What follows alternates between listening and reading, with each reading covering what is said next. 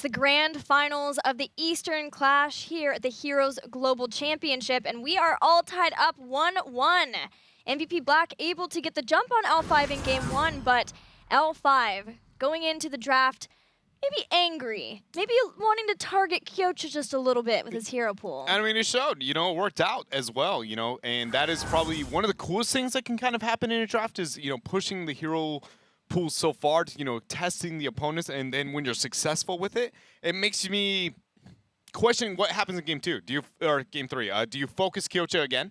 Or do they pick a map intentionally knowing that they would push it, but it's going to be a more viable hero? Like I was talking about how you can push into things like the Tracer at specific times. That has been his modern role, but it is one that I think that you could move in that direction and be successful if you're MVP. Even if MVP choose to go for first pick or the Battleground pick, it may just be a win for L5 simply that they have shown the issue if MVP Black don't pick Kyocha's hero up high enough, and that gives way to more important heroes for L5 in the long run. And, I was talking about how I wanted to see them just target Merryday, right? Well, what if this game you look towards Kyocha, they make it obviously look weird, then suddenly you have to prioritize Kyocha, then your second ban, focus into Merryday. You could go for the 1-2 punch, and we'll see if they have that strategy, in them, or if they'll stick to it, or, if that's the end of it. Sky Temple was the one they felt comfortable taking that strategy away from MVP. But either way, game number 3, where are we going? It is going to be Infernal Shrines. L5 chose the map. A lot of Korean teams liking this battleground. Yeah. For a long time, it was MVP Black's favorite. On a plus side, it is another solid Murky map. If they move in that direction. For a while, Europe actually ran Murky with March of the Murlocs far before he was buffed on this map, and used it as once you hit that, kind of like actually Molten Core's kind of been used, you hit that point where you're 25 skeletal defenders, and you can't lose the minute you drop the Molten Core because of the raw damage output. You drop March, nobody's moving up in there except your team to be able to secure those. It doesn't matter how good of shrine control you have, nobody's going to be able to stand all the baby Murlocs moving in. The sea of Murlocs. L5 and MVP Black have fought hard to get to this point, all through HGC Korea, making sure they're in the top 3 Korean teams to qualify, along with Tempest, who has sadly fallen to L5 in the last match. And as we look toward the mid-season brawl, it's important to remember that we'll go down to only 2 teams representing each region, and the qualification format is going to be a blast to get to see, but right now, L5 sits at the top of the region in the standings. MVP Black want to show that they are the top skilled team overall. Yeah, no, the drafts have seemed to resort back to what we saw in series number 1 between the teams. We saw some adjustments in games 1 and 2 with priority there on the Zeratul even over the Tyrael. Tyrael been so successful here between these 2 teams, but MVP will have that in their arsenal, and Zeratul Malfurion going to be picked up. Typically in that rotation, we actually see the Muradin and the Malfurion picked up frequently on this map here for the Korean teams, but it denies that Zeratul Ragnaros combo that we knew, MVP Black has been so successful with. They'll still pick up the Ragnaros, but going to block in the Tychus instead. MVP probably the highest value on Tychus out of any team here competing at the Eastern Clash, and with decent success. Yeah, they had a win rate with him coming into today, which wasn't ever really the case in North America, or I even think Europe initially, and then there were a lot of questions again about where his place would be. But MVP Black has run Tychus on Infernal Shrines in particular for such a long time. Yeah, it's kind of, they were the guys, who brought Tychus into the meta, and they'll let you know when they let him out of it. It feels like that's going to be the answer there. A very different version of Tychus throughout. Different heroic choices, even talent builds. Hey, hey. There it is. The question is, do we see MVP move towards even, removing the Malfurion? So that is going to be a Malf rotation here for L5. What else do they want to lock in, though? The Vala no longer available there for SCSC. There is the option for a Falstad, the global threat, a lot of zone control for L5. They love to play the macro game. Dahaka is still up as well, a hero that they have ran on this map. It's just, it is a little weird between, do you move into a triple melee with a double warrior out of those 3 melees? It is a little bit tougher there. I would like to see them try and avoid that a bit more, but it's almost 100% going to be a Malfear. Yeah, if they go for the triple melee, they have to make sure that the ranged assassin that they get is the right one, able to help a lot with the shrine. Speaking of shrines, Greymane still on the table? Yeah, and that is a huge pickup here. I would like the Greymane. Oh man, I don't know. That's actually weird, because if you go Greymane, then you are just melee on melee on melee. I was gonna say, actually, we've seen L5 be comfortable running the Zeratul, the Murden, and the Dahaka all on the same team in this game, and that is a Uther. I just recently played a game on Uther. I decided I would dive deep into the support world to experience what it feels like to play Uther again. Break it down for us. I wondered if Lunara would be there. Feels bad, and that just slays Uther. Oh my goodness. Uther into Lunara. If you had bad dreams and feels when you played the Uther, they just get exponentially worse. The minute even one Q's thrown out in an auto attack, Splinter Spear, you're like, that's the end of the team fight, boys. Wrap this up. We can head home. It is so easy to get outplayed there. I don't care how many max value frisbees you hit. It's not enough. There is no answer. With Zarya and Tyrael shielding? That is the saving grace, right? Is like, well, at least you're going to be able to have those tools, but it is the punishment putting... I would have rather to see him move into Karazim to be able to deal with the healing and just move like Insight 7-sided or something. You know, it just... Uther not even once at this point, it feels like, unless you're going in all-in Divine Shield strategy. Like, if you have just the hyper carry, like, it could be an Illidan, it could be the Greymane Tyrael dive comp, like, unless you get that value out of Uther, I don't see a position where he is a okay pick. I would almost even rather Brightwing, and I am probably about as heavy of an anti-Brightwing support. Yeah. How much it hurt for you to say that. It's okay. It's okay. No, it's going to be rough. I think that last pick is really crippling here for MVP Black in this draft. And I didn't think that we would see them move towards isolating on Mary Day. That being said, Mary Day kind of volunteered into the Uther. You know, he had the option to still go with the Karazim, but them accepting maybe their own lackluster performance on the hero? Even Rhaegar was still up. Yeah, that's actually a good point. Didn't even think about that. They didn't even push him. Wow. That is actually now mind-boggling. Moving into it's debatably one of the better maps, you know, for Rhaegar across the board. He is probably the second best support to be able to deal with the AoE that Lunara can provide. That being said, he was picked before the Lunara, but still, it's like there was not a single hyper carry for the Divine Shield argument. There is definitely not a Divine Storm argument other than catching out like Jung Ha going very aggressive. Leaping Strike? It's out of range. Like, Uther's Divine Storm and his stun both get outranged. I'm pretty confident by the Leaping Strike. Yeah, it would just have to be hoping that she jumps over someone else in a way that you happen to be. That you're standing next to it, and then you're like, man, if only I had sprint to try and reposition to be able to make that happen. But that has not been a thing for a very long while. The best situation is the initiation happens. All the counter momentum with Tyrael and Zarya comes in, and things are looking well. And if, the fight, the Zeratul hasn't bought enough time and things of the like, is that Uther's the first to die. Is the best thing that can really happen in these fights. Because if all those tools are used and nobody goes down and both teams are on even footing, Uther, Mary better walk his happy butt right in there and be comfortable giving the sacrifice because he's a significantly better support when he's dead. There are also a lot of melee heroes for Ragnaros to be able to heal off of. Get max value, empower Sulfuras later on. I'm looking for windows of opportunity here for MVP Black. Yeah, this is, I don't know. Man, over the Rhaegar. I do think that Lunara was already what L5 were leaning toward, just with Nacho Gen. It's been sort of a constant pick here and there. Yeah. And then Uther comes out, it's like, it's just okay. Snap pick, like all day, man. All day into an Uther. But that was like, when Lunara released, Uther was still sitting at probably 2 or 3 slot when it comes to value of supports. And every time a team could push, you pick them tier 1, you ban out tier 2, they go into the Uther, you lock in the Lunara, and you said GG. That was the general arcing strategy that we saw at the time when Lunara made her way into the meta. Old school meta strats coming back for both teams. Once again, a Lunara, once again, an Uther. We're tied 1-1 in the grand finals of the Eastern Clash, and we're heading into Game 3 on Infernal Shrines.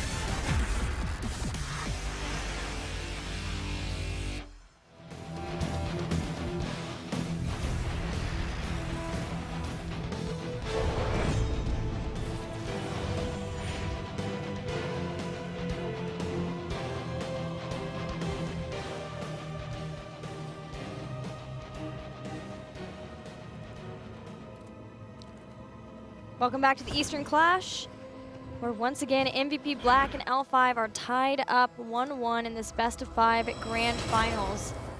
L5 once again busting out their Lunara.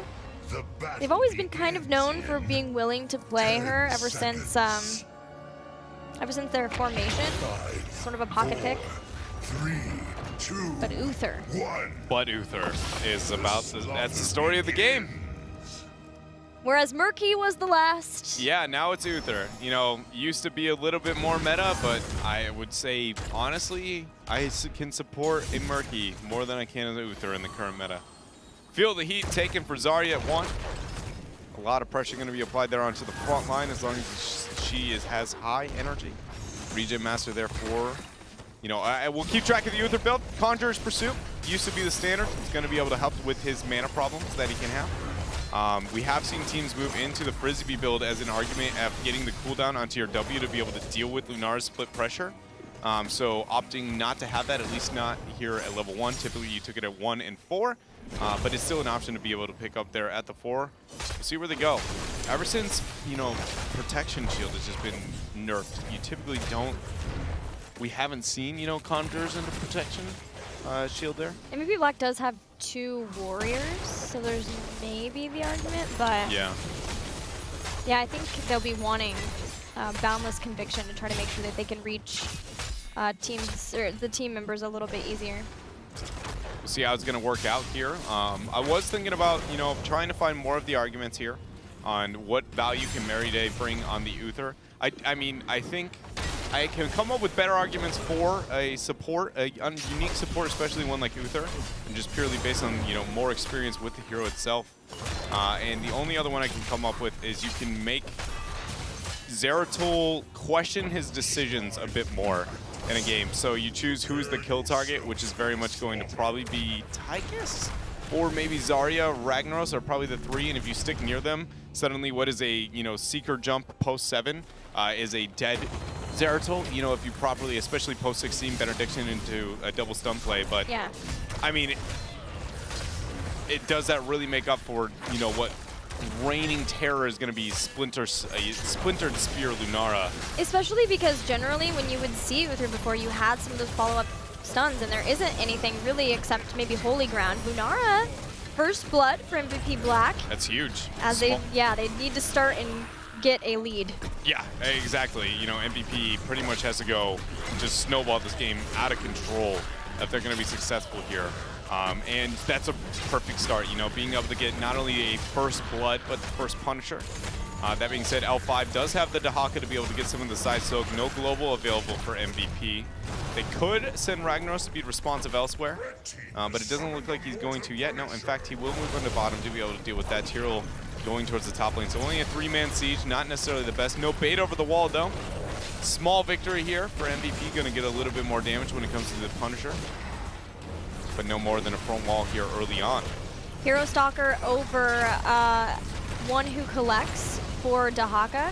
So not planning on making sure that you have the essence, the full essence when you go into a fight, but guaranteeing, like planning it and believing that your team will be able to get the kills for you to continue to have the essence to carry forward. Yeah, it stacks really quickly if you're successful in team fights, but I think that's a bit of the problem, right? It's kind of like Dahaka's survivability becomes like a dominance. For every pick you end up picking up for your team, suddenly it becomes that much better at being able to be self-sustaining early on. It's kind of cool to see it with, for instance, a Li Ming. Yeah. Because you know, okay, all we have to do is get resets, and then we're going to be able to just keep going forward, and I can keep trying to get drags to put people back in. But in this case, maybe it is just with Leaping Strike, with the poisons that they're undoubtedly going to be oppressing MVP Black with. Then is Zeratul trying to go in and clean up just the way we saw Lunar and Illidan earlier in this tournament? Maybe that's the plan and the hope for them. Yeah, it could be. It just makes it to where the trading into a lane has to be more beneficial for him. But that being said, Sake is not going to apply that much pressure into 1v1. Typically, the one who collects is only going to gain that much more value when you're into a losing lane like Tychus, you know, or a ranged Falstad, where eventually he will be able to surpass you through boomerang damage if you just misplay it all. But we have it 7. Splinter Spear is on line. Protection Shield was the choice there for Uther Merryday, and he's going with the cleanse. So classic Uther build across the board. Not going to go full frisbee, but this is where Nachogen should be able to thrive, especially around those shrines. We'll see if it's going to work out. Other than that, though, builds here are going to be standard.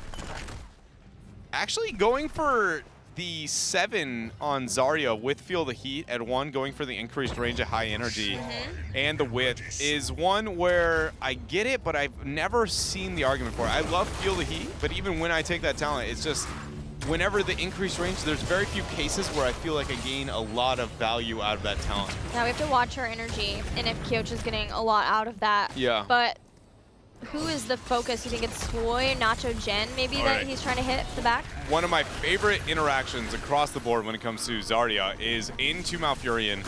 You just kill him if he moves up for a Twilight Drink. Like, with Feel the Heat, if you say high energy at all, you legitimately just look him in the eyes and say, if you want to move into my team, I will kill you before you make it, because the damage output of Zarya is just ludicrous with that talent. But other than that, yeah, it's going to be really good when it comes to shrine control, less poke, but very efficient when it comes to the clear itself on high energy.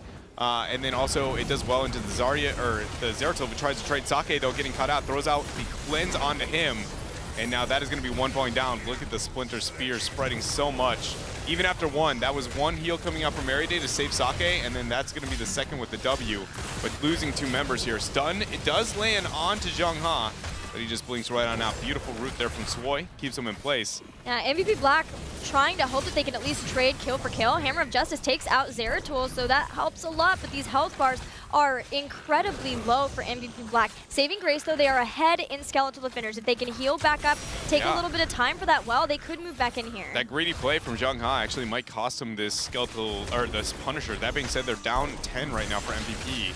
So will we see SCSC and friends move in? Isolation was the choice there for him on the Dahaka, so not going to have that self-survivability to go in. So Pure Smash drops, Sanctification going to be used. Beautiful Burrow from SCSE. Noblesse is in a terrible position.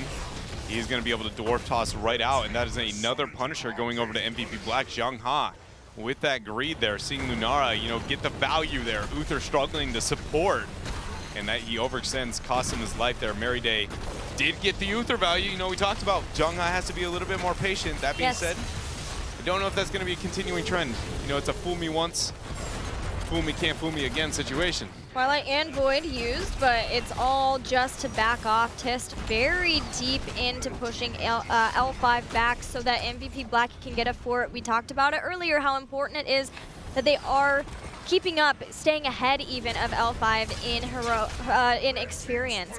Speaking of heroic abilities, Isolation and Thornwood Vine. So no Leaping Strike this time for Lunara. Wow, that is fully committing to the Uther problem, right? It's just going, well, I'm going to spread poison as much as I possibly can to be able to punish you there. Conjurer's Pursuit has gotten some value here. Dahaka still up in top lane. Are they going to look for the burrow play? Lunara, man. Jeez. My goodness. Really starting to break it down. Look, there is Dahaka brush talking in. Quinn's getting reset out. Expulsion zone used, and that is going to be a winning trade considering the fact that it's a heroic for nothing. And I mean, L5 didn't have any really heroics along line themselves. They were just looking for a cheeky play, and it didn't work out. Zeratul rotated toward the stop, so no XP lost. L5 is waiting for another shrine. The fact they've lost the first 2 is definitely crippling here for them with their composition because, you know, again, typically into what we see with the Lunara, she should be able to be winning in these trades. a lot of damage on a Nacho Gym. But the next Shrine, I really feel like if L5 managed to lose, suddenly I'm questioning their ability to properly execute with this composition into the Uther. It feels like it's going to be a lot more difficult for them because that is really, Lunar is now hitting the back half of the game. And Meriday struggled from level 1, but a couple of misplays and punishment on the side of MVP have been enough to keep them in for now. MVP very much wanting to take out this mid fort too, try to get that little experience boost to 13, but also not wanting to overcommit at this point. They understand that it is so close of a game, but they have that slight lead when it comes to structures, which is important on Infernal Shrines because you are at the will of the Shrine, the Punishers, wherever they're going to spawn, and this is a good one for them. That is the mid lane. That is where the fort is already very low. One thing I did not think about, though, is Zarya with Divine Shield and Feel the Heat is a terrifying idea.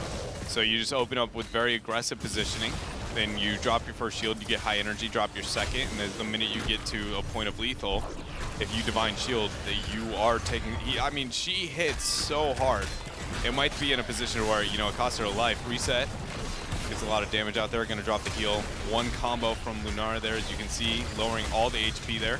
Jojo's starting to get low. Is this where the Divine Shield comes in? It is where Divine Shield's at. Void Prison's in the back. Zarya dives into it. Sanctification trying to enable and help MVP Black through this less amount of healing. Yeah, Nachogen's getting zoned though by Reset. Jungha moved in. Good hammer of justice there to guide the peel. Twilight Dream though.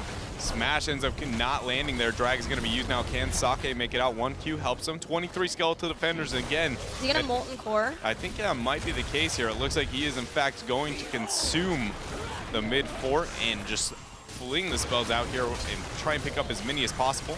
Tis and Kyocha are diving in again to try to see if they can supplement that, but so far L5 are maintaining a lead on these skeletal defenders. MVP Black doing what they can. They've made a risky trade in using Molten Core here, and it is not going to pay off. It is very much not going to pay off, and we saw in that situation Kyocha actually taking the Divine Shield there, and I was just complimenting, you know, Zarya with the Divine Shield, how scary. She had 0 energy. Yes, and that is the difference. And you're like, whoop, she is not hitting anyone for any damage. She is a wet noodle at this point, so not going to be dishing out the damage there yet, but maybe later we'll see a different, you know, high energy Zarya.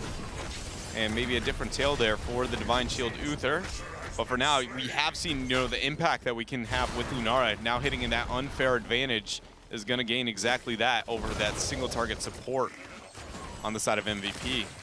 Yeah, especially with the slows that L5 can add to that. Specifically with Muradin too, he gives a lot to that unfair advantage. That has been generally the choice. I think we saw maybe one greater spell shield earlier in this event, but the favorite has definitely been unfair advantage, maximizing Nature's Toxin damage.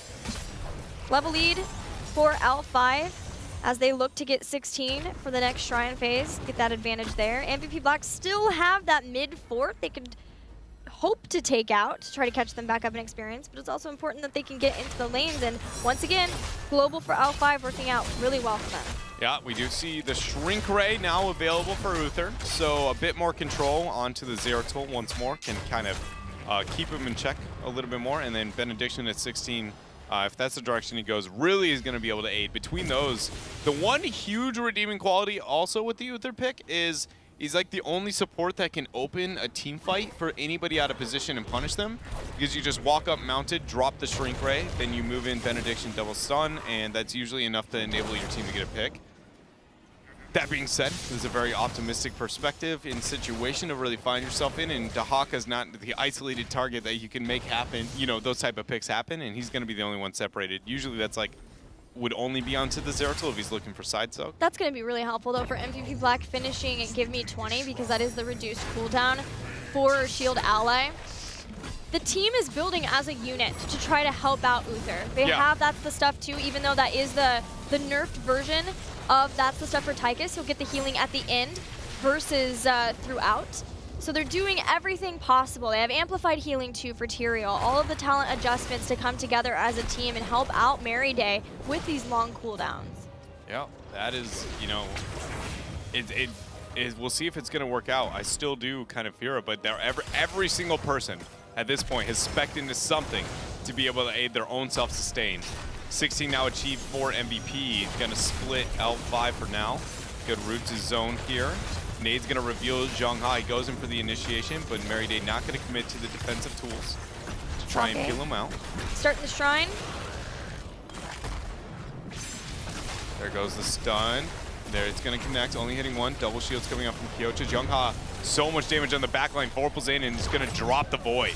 Expulsion zone though is going to separate out the team. Nachogen going on to Kyocha. Sanctification has been used, Divine Shield is not. So not overlapping those heroic abilities, which is critical to MVP Black. Yeah, very much so. Swoy now is going to be Holy Ground out, and that is a lot of damage. Will he be able to keep himself up? Twilight Dream is not going to connect, not alive long enough, but Zarya's lost. Divine Shield's still up though, and Reset is going to get it. Odin with a D shield is absolutely terrifying, and L5 is experiencing that right now. Noblesse getting double value out of those W's and keeps himself up.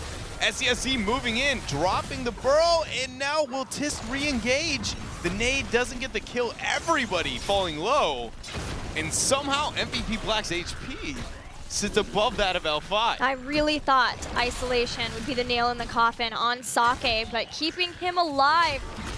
It's a 1-for-1, but MVP Black can get onto the shrine faster. They have the fort down in this bottom lane too. This really did seem like the shrine that would completely change the game. I think a lot of that comes down to Swoy though, right? If Swoy does not die, or even if Twilight Dream lands, right? That is a very different game, I think, we experience here. But I mean, you can't take away from MVP Black. They are doing what they can with their composition to capitalize on any misplay here that happens. And they have found themselves in a position to knock on a keep wall. They aren't ahead in experience. You can thank Zeratul and Dahaka for that. But they are in a position to maybe open up the map. You know, if they get this keep, they suddenly are in a position to end the game if they get a wipe. Lining up again so that they can get full heals off of Holy Radiance. The keep's gonna go down. Noblesse is behind the team though. Noblesse is Nachogen getting chased down by the Punisher. That's a scary life if you're a weak Lunara, but she is gonna be fine. Bounce right on out of there. 5-man commitment here for MVP. Towards the mid, Zhonghai finds a Sake isolated. Decides he's gonna throw out a bit of damage. That is actually, you can see Zhonghai respect the Uther a bit more as this game has moved on. Yeah, even in that trade for a second, typically you would see a Zeratul just go like, I'm going. But if Uther is just the one in that fog right there, you're like, and I'm dead. I have completely isolated. Now, that being said, when 20 hits, as long as Rewind's available, Uther is not nearly as intimidating. Because yes, he can stun, but then it's almost never is there enough first follow-up directly to be able to not be able to rewind and then teleport out. It's a great point that you make about Zhonghai though, because obviously we have seen a lot of Zeratul play from him and very decisive, fast, insta takedowns from him sometimes in previous series. Yeah. So to see that change up not only shows the respect that MVP Black have been able to gain from that, but his ability to understand that he has to change his play. It comes down to him. Yeah, it is. It's actually, you know, really beautiful to be able to see that, especially when you can genuinely note that in the play, right? Just purely off the compositions. And Zhonghai has been one of the most impressive players this tournament. Yeah, I very much agree with you there. The impact that he's really managed to have. Also, I'm gonna say, for me, standout for MVP has been Tist. Oh, yeah. He's really been, you know, since GCWC had amazing performances across the board and rising to the top of Warriors within the Korean region and that of the world. But this tournament kind of has locked it in for me, you know, that I consider him, you know, no matter what roster, whether he stay with us forever, change elsewhere, he's the guy that I'm going to be looking at. It's like, this is a playmaker, you know, he can really change the tide of these games. 20 picked up for L5. Shrine up on top, 20 seconds for that. Dahaka is getting some clear. Black is not going to have 20 yet. One wave is not enough. I think 2 is not enough either. It's going to be very close off of 2, but definitely within that 3.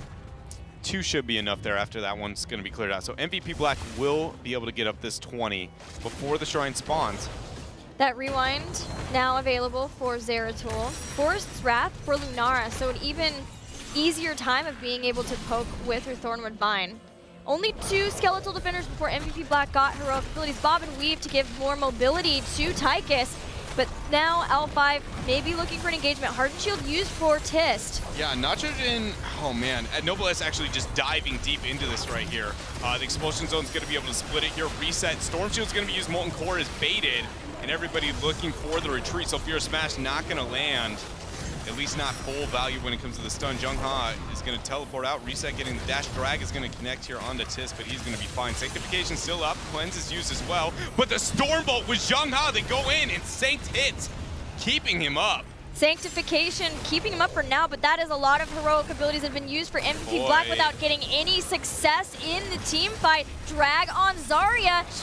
Swipe with the Twilight Dream is actually going to be blocked there by the Void from Jungha. Sake is getting caught out. Noblesse is flanking, and that is going to be a submerge to buy time. Ooh. Give him the heat, Kyocha. Kyocha bodying two members of Zeratul and Muradin moving back. And MVP Black, despite using heroic abilities so early on, staying alive for now. They are not on the point. They have to go all the way back to their keep to tap, and that does give an opening for L5 to get to these defenders, but they will not be able to clear out the shrine before Black returns. I do want to say that while we have been complimenting Jungha adapting to the composition, I feel like Noblesse has done anything but. In the long run, Lunara wins into an Uther. Even in post 20, it gets worse, but he just instantly initiates, no longer allows them to get the poke. This reinitiation should be in L5's favor, but he has no chill. He is going in at all points, and again, we see him completely isolated there. He is surviving, so Fear Smash gets the pick though, and MVP Black is now finally ahead here in this game. Swoy has to pull it out. Jungha's the one who gets caught, has Blink though, can get away. Noblesse had Hardened Shield, but at the same time had the Shrink Ray. Expulsion Zone was perfectly placed to keep Noblesse to the team. Went into Avatar, so he used Avatar and died. 2 cooldowns now for L5 just for Muradin alone. This is somehow, you know, when looking at this, I talked so heavily about the Lunara being able to get that damage output, but I feel just again, because Noblesse is just going, this is our time to fight, and it's happening now, and that the cooldowns can be kind of thrown around. You no longer get the value, especially a Thorn with Vine Lunara, right? This isn't, you know, going with that leaping strike, that kill potential onto a single target. She thrives in those scenarios where it's like, here's one 3-man R, and now my W is going to be thrown out. We're going to cycle that again in a couple of seconds, and then, you know, it's not going to help when you have a dwarf friend there just leaping in. Maybe we'll see more patience and adjustment, but I don't think that's the case. Stun comes out. That's going to be a cleanse from Swoy. Not going to be something to have here in the next couple of seconds. And this Punisher is looking for another key. We have to watch MVP Black's positioning and how much they group now for something like Holy Radiance, because not only is there a possibility of Twilight Dream and Void Prison, but there is Contagion, which is isolation on every member. Sake makes it into his Molten Core, throwing down damage on Nacho. Oh! Jenny gets taken out! They've got 2 of them, and the Punisher now questioning where it wants to move. Odin is going to be dropped here. No big red button, but that is the Molten Swing. SCSC has his burrow. Keep in mind, no adaptation, so that is about the last health bar he has. Swoy still having his Twilight Dream. He bolts, he dreams, but no one dies. Sanctification's used, and is going to nullify the Void right there, but that is going to be it. With 3 members dead, I don't think that L5 has the tools. MVP Black, even with an Uther into a Lunara, is going to be able to take game number 2 and take lead in this series. MVP Black with stellar coordination, with abilities, with talents throughout that game.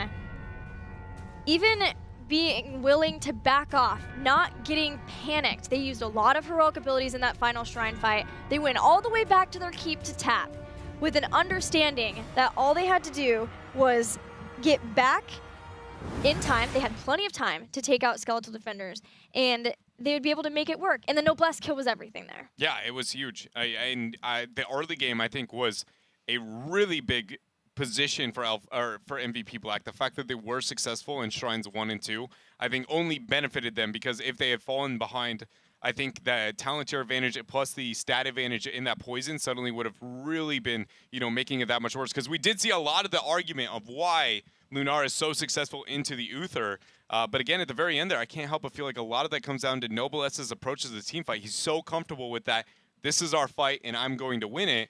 But often, you know, if he's got to be successful with the poke, which they very much needed to be there, because Uther is awesome if he doesn't have to worry about the long game. He is absolutely amazing, especially 20, because he's got Storm Shield. So he's actually comfortable with an opening burst rotation, because we saw it there. You know, he's totally fine. Just drop the Storm Shield, throw out a couple of Ws, and you actually can be able to deal with it. But it's after that point. Once you've cycled your first rotation, do they have the tools? And the answer was they very much didn't, especially with Zarya and Tyrael, you know, with that pseudo-supporting after. Yeah, absolutely. Being able to supplement that. And that does put MVP Black one game away from winning the grand finals. These two teams have already played a full 5-game best-of-5 series. We're going to see if L5 can bring it back in the next game right after this.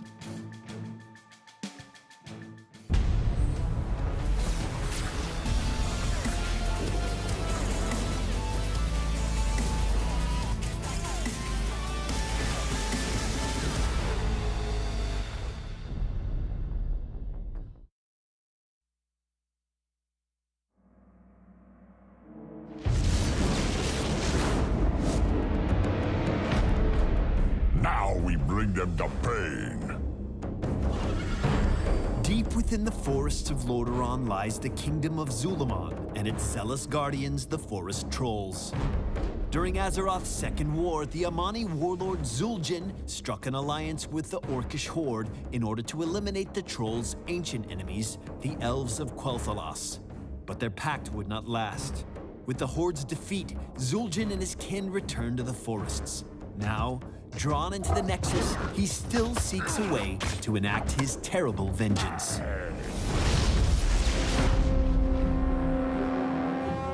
Zul'Jin is an aggressive ranged assassin whose Berserker Rage increases his attack speed and damage at the cost of his health. Zul'Jin's trait, Berserker, has both a passive and activated effect. Passively, Berserker increases his basic attack speed as his health lowers. When activated, Berserker increases his attack damage, but also drains his health as he attacks. Berserker can be toggled on and off at will.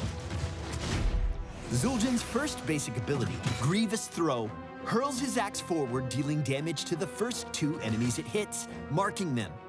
Marked enemies take increased damage from Zul'Jin's next 3 basic attacks, or until the mark expires.